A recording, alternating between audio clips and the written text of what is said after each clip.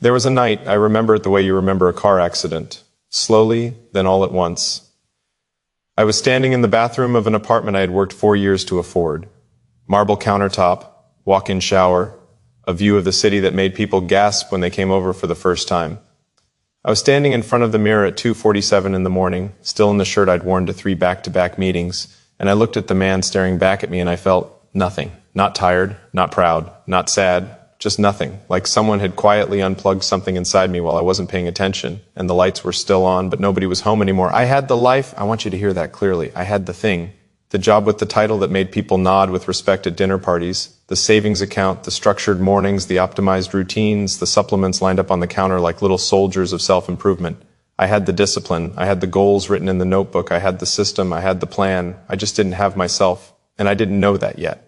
Standing in that bathroom, I told myself I was just tired. I told myself this feeling, this hollow, ringing silence inside my chest, was the price of ambition.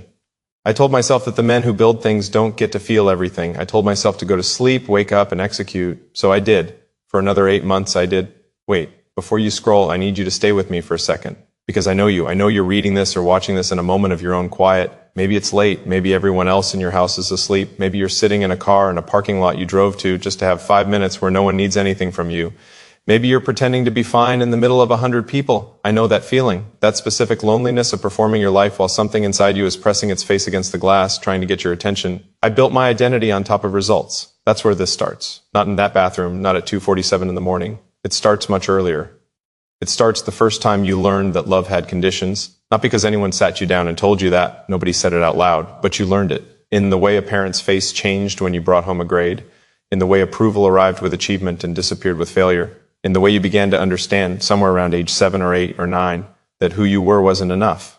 But what you did, what you produced, what you could show and prove and demonstrate, that was the currency. That was how you bought safety. I built that lesson into everything. I built it into my work ethic, my posture, my handshake. I built it into the way I answered questions before they were asked, the way I solved problems before they became visible, the way I never, ever let anyone see the version of me that was uncertain. I built a fortress out of competence, and I called it character. I thought being needed was the same thing as being loved. I thought being impressive was the same thing as being worthy. I thought having answers was the same thing as being okay. Here's what I learned about building a life on performance. You get very good at it, dangerously good. You get so good that the performance starts running on its own, like a machine you built that no longer needs you to operate it.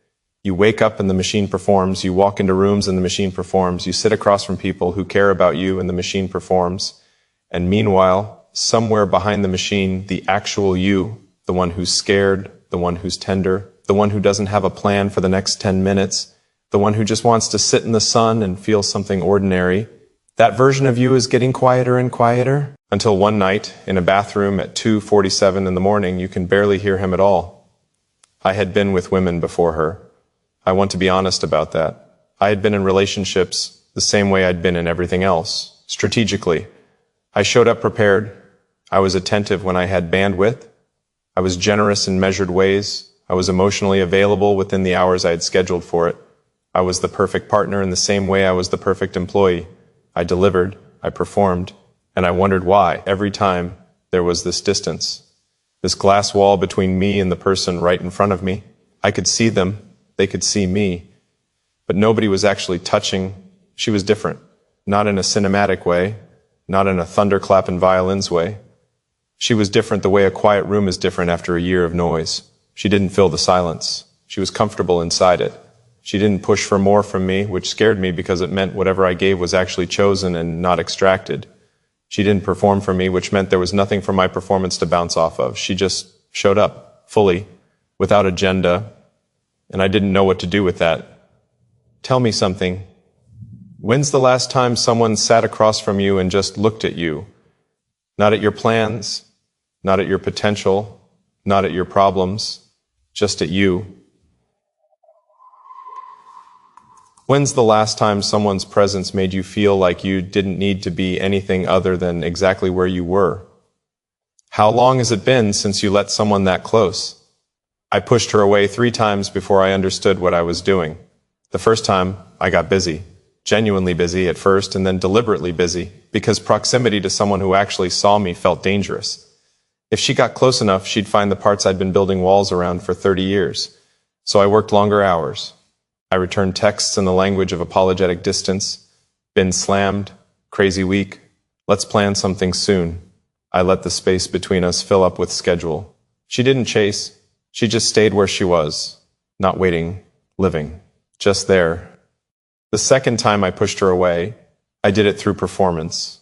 I showed up with plans and reservations and impressive gestures, and she sat across from me with this soft, clear look in her eyes and said, "You don't have to do all this." And I laughed it off because I didn't understand what she was saying. I thought she was being modest. I thought she was saying the gesture was too much, but she wasn't talking about the restaurant. She was talking about the show. She was saying, "I see the show, and I don't need it, and I'm not going anywhere just because you stop performing." That terrified me more than anything she could have done. The third time, I picked a fight. Small thing. The way fights always start over small things. But underneath it was the real thing.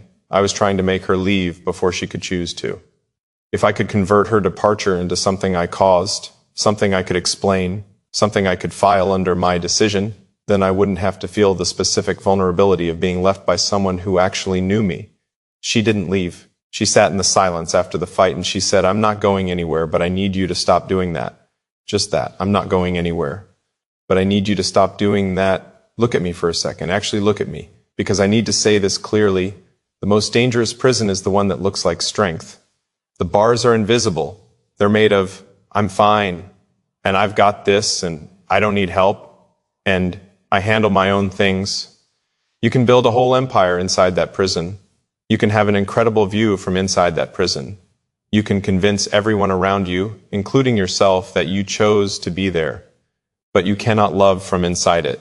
Not fully. Not in the way that actually reaches another person. I had spent my entire adult life optimizing my life for achievement and telling myself that connection would come later, after the next milestone, after the business hit that number, after I figured myself out more, after I got more stable, more ready, more worthy of someone else's investment. I was always getting ready to be present, always preparing to be available, always on the verge of being the person who could actually show up. Meanwhile, years went by. I built the career, I built the apartment with the marble countertop, I built the network, the reputation, the body, the brand. I built the morning routine and the sleep schedule and the quarterly goals. I built and I built and I built, and none of it felt like home. Here's what I learned about emptiness. We treat it like an enemy. We treat it like a failure of systems, a gap in the strategy, a problem to be solved by adding something.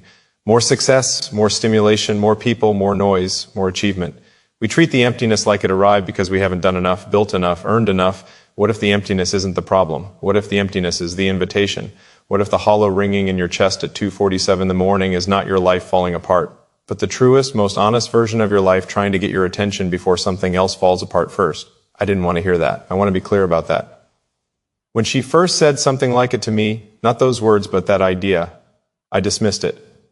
I had all the language of insight. I had read the books. I had the therapy vocabulary. I could talk about avoidance and attachment and performance identity with the fluency of someone who had intellectualized every wound into a concept.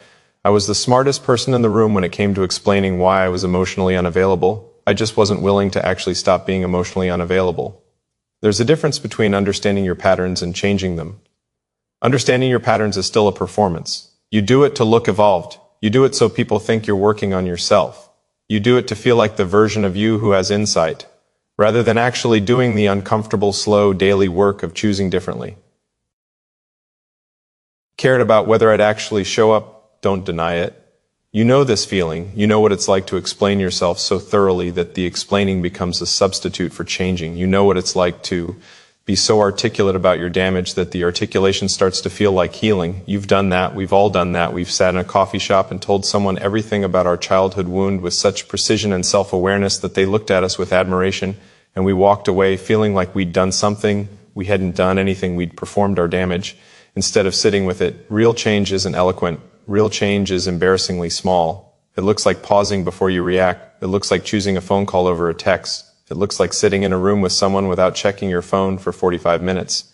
It looks like saying, "I don't know," instead of filling the silence with confidence you don't actually have.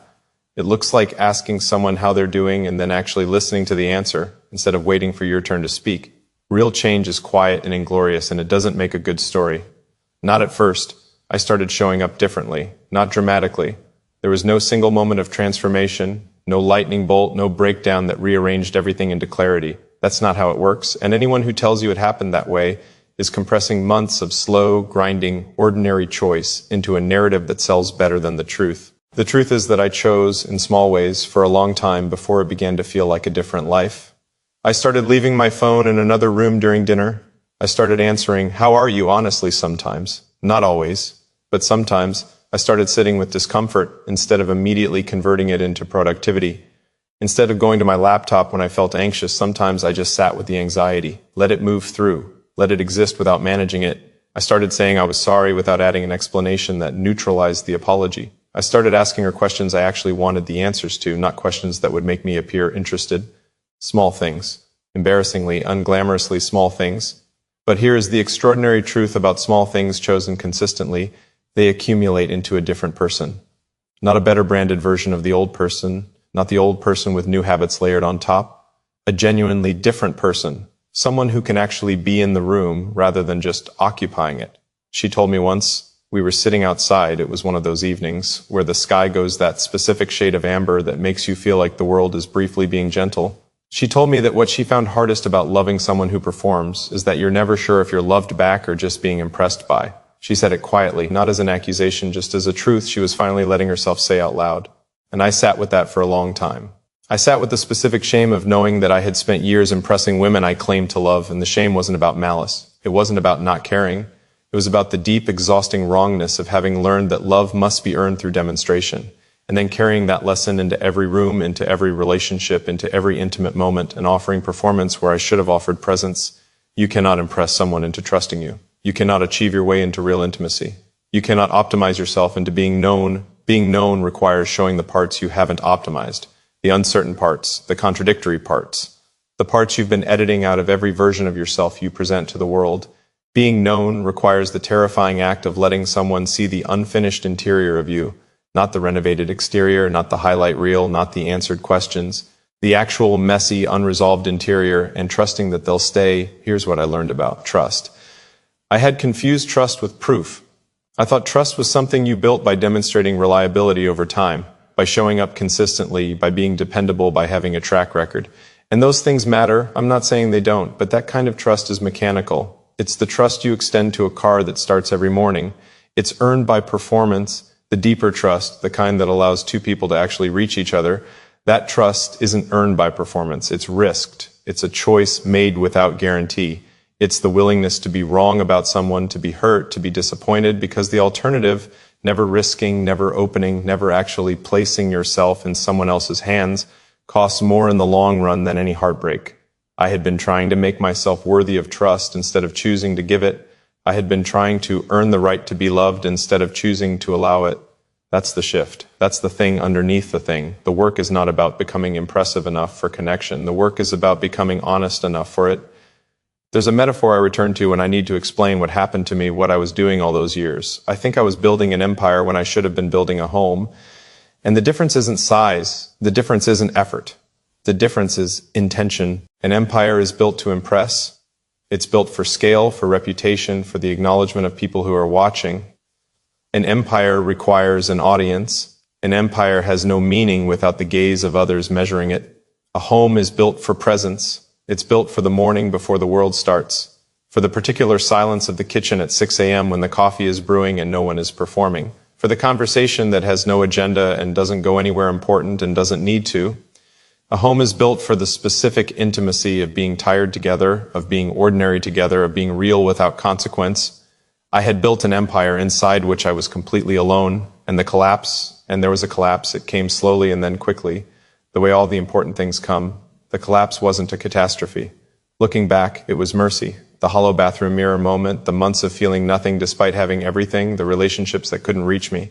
That was mercy. That was life refusing to let me continue building the empire at the cost of never being home. I want to talk about asking for help, because this is where men specifically, and I'm talking to the men right now, but I know this isn't only men, this is where something gets stuck. We are taught in ways both explicit and invisible that needing help is a failure of architecture, that the structure of a competent man should be self-supporting, that to ask is to reveal a weakness in the foundation. So we don't ask. We figure it out. We research, we strategize, we white-knuckle our way through things that would be resolved in a single honest conversation. I went to therapy at 32.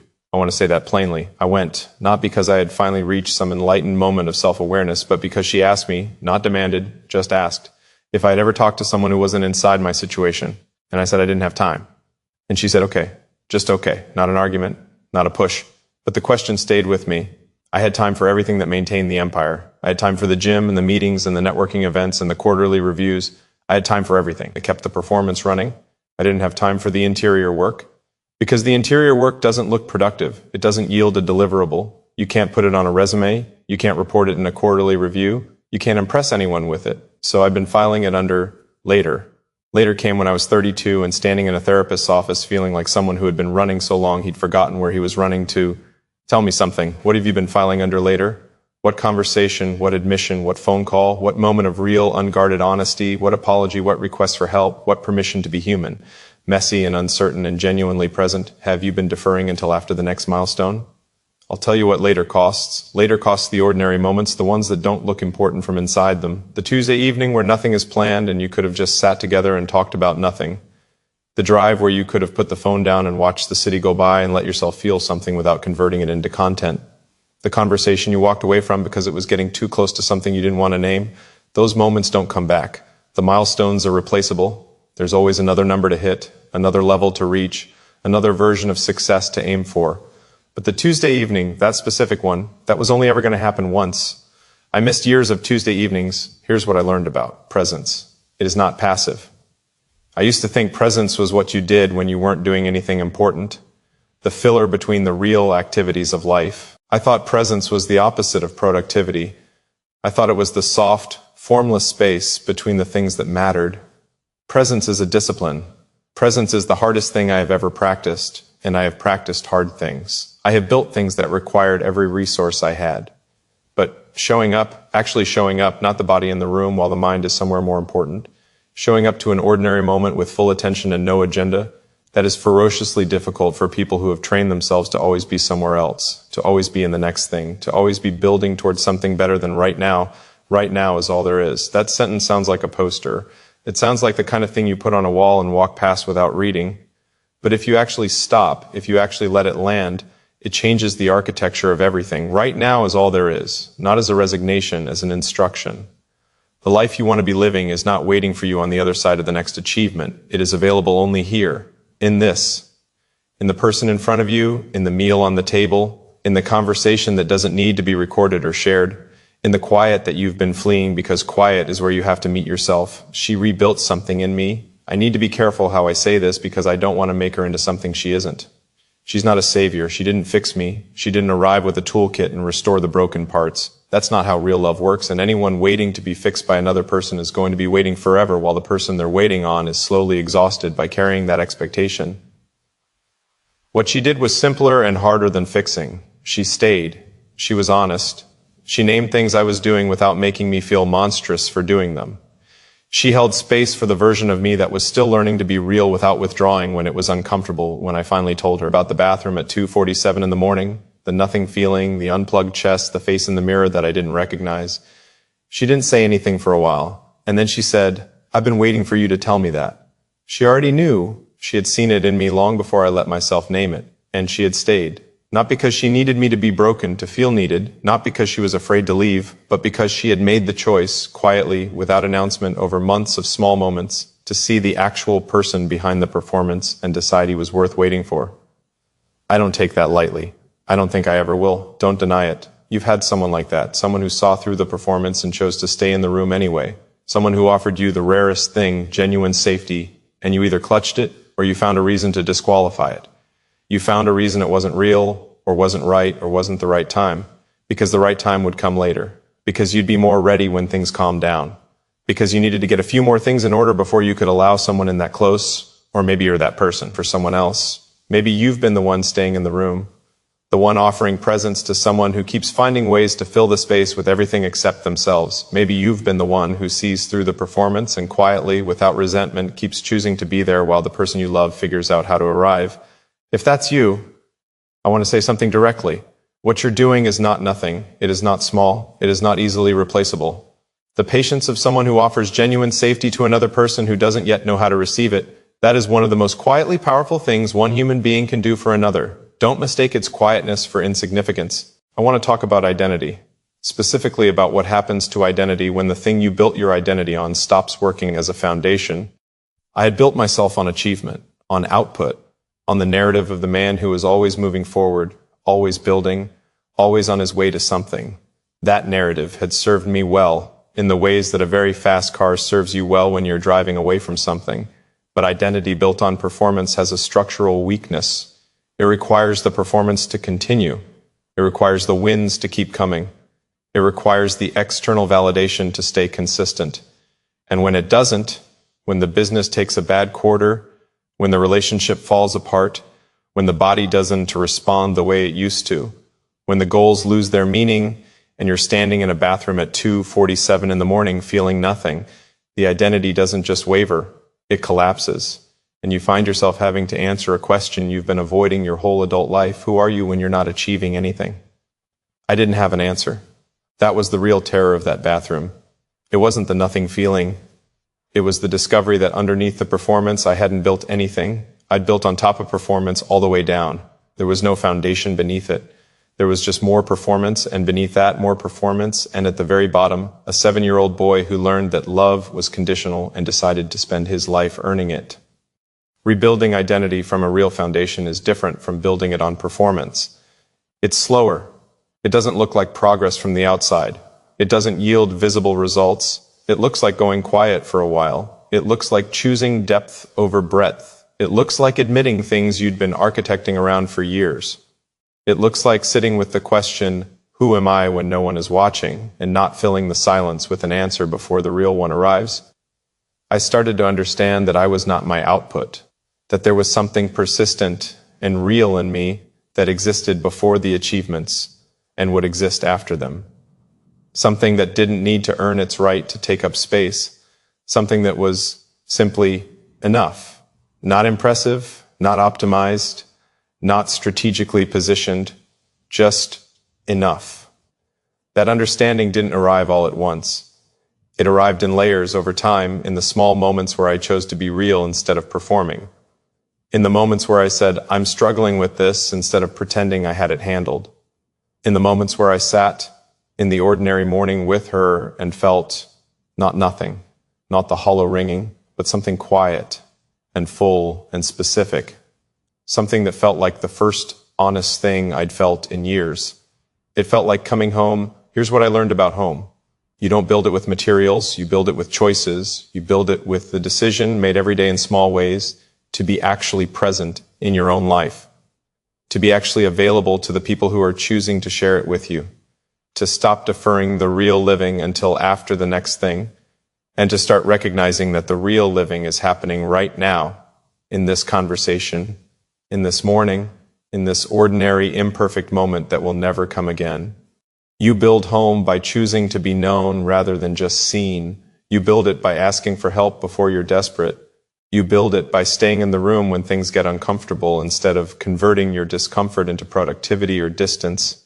You build it by letting people finish their sentences, by putting the phone down, by saying, tell me more and meaning it, by being wrong out loud, by being uncertain and not dressing it up as strategy. You build it brick by brick, choice by choice, morning by morning, and some mornings you'll slip back. You'll feel the pull toward the performance, toward the empire, toward the familiar comfort of doing instead of being. You'll reach for the armor before you're conscious of reaching, and that's okay. That's what rebuilding looks like. It's not linear, it's not clean, it's not the version you'll perform at dinner parties, but it's real. And real is the only material that actually holds. Look at me for a second. I know you've been trying to forget something. Some version of yourself you buried under ambition, some person you let go of, yourself or someone who mattered, because the timing wasn't right or the cost felt too high. Something keeps pulling you back to it, a specific memory, a conversation that should have gone differently, a moment you walked away from that you still return to in the quiet. Something keeps pulling you back, and you've been trying to decide whether that pull is nostalgia or instruction. I'm telling you, it's instruction, not a command, not a verdict on how you've been living, but an invitation. The same invitation that hollow feeling in the bathroom was giving me at 2:47 in the morning. The invitation to stop building the empire for a moment and ask what you actually want to come home to. Not the home that impresses, not the home that proves something, the home that holds you, the home that knows you, the home where you can take off the armor and just B, you haven't missed your chance at that. I need you to hear that. However long you've been performing, however deep the armor, however thoroughly you've convinced yourself that this is just who you are now, you haven't missed it, but you will if you keep choosing later. I want to tell you how the story continues. Not how it ends. It doesn't end, that's the point. But how it continues. It continues in the mornings, in the ordinary, unremarkable mornings, where I make coffee and she's still asleep, and the apartment is quiet, and I stand there for a moment, not planning the day, not reviewing yesterday, not optimizing anything, just standing there with the coffee and the quiet and the specific gratitude of a man who almost spent his whole life in a beautiful prison and found his way out. It continues in the conversations. The ones where I actually say what I mean instead of the strategic version of what I mean. The ones where I admit I'm wrong before the evidence is overwhelming. The ones where I say I need you, not as a performance of vulnerability, not because I read that it works, but because it's simply undeniably true. It continues in the therapy sessions, still, in the quiet work of understanding where the patterns come from and choosing, each time they arise, to not let them run on automatic. It continues in the bricks, the small, unglamorous daily bricks of choosing presence over performance, depth over breadth, honesty over impression. The bricks that don't make a great story, but that together over time build something that actually holds, something that doesn't require an audience to have meaning, something worth coming home to. Here's what I learned. Not what I read, not what I was told, not what I understood conceptually, what I actually learned in the interior and the lived truth of it. Love is not a reward for achievement. It is not a destination you arrive at after you've figured everything out. It is not waiting for you on the other side of the next level. It is available now, in this, in the choice to be real, to be present, to be honest, to be seen, and the person you've been building toward, the complete, ready, worthy, figured-out version of yourself who will finally deserve to be loved and to love. I have to tell you something about that person. He's not coming, she's not coming. That version of you doesn't exist. It has never existed. It was always a moving target, a horizon you kept walking toward, a reason to defer the actual living. The complete, ready, worthy person is not the destination. The complete, ready, worthy person is what you become by choosing to show up, incompletely, unreadily, doubtfully, and doing it anyway. You are enough, right now, in the unfinished, uncertain, still figuring it out state that you are in today. You are enough to be known. You are enough to be loved. You are enough to love. You don't need to earn one more thing before that becomes true. Wait, before you close this, before you move on to the next thing on the screen, I want you to do one thing, just one. Don't change your morning routine. Don't make a new plan. Don't download an app. Don't rewrite your goals. Think of one person who has been offering you presence, honesty, safety, who you've been meeting with the machine instead of with yourself. One person who deserves the actual you and has been receiving the performance. It might be a partner, a parent, a friend who keeps reaching out and getting back the version of you that has it all together. A child who wants your eyes and keeps getting the top of your head while you stare at a screen. Think of that person, and tomorrow, not in a grand gesture, not in a speech or a declaration, just be in the room with them. Put the phone somewhere else. Ask them something you actually want to know the answer to. Let the conversation go somewhere you didn't plan. Stay when it gets uncomfortable instead of redirecting to something safer. Just be there. Just show up. Not as the optimized version, not as the impressive version, as the real one, the uncertain, still learning, genuinely trying one. That's the beginning, not of a better brand of yourself. Of an actual life, she told me once, on one of those evenings that I didn't document, didn't share, didn't archive anywhere except in the part of me that needed it most. She told me that she stayed not because I was impressive, not because I had it together, not because the view from the apartment was good.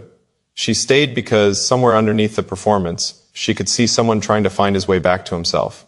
And she decided that person was worth staying for. I spent a long time not believing I was worth staying for unless I was performing. I'm learning to believe it on the mornings when I'm doing nothing.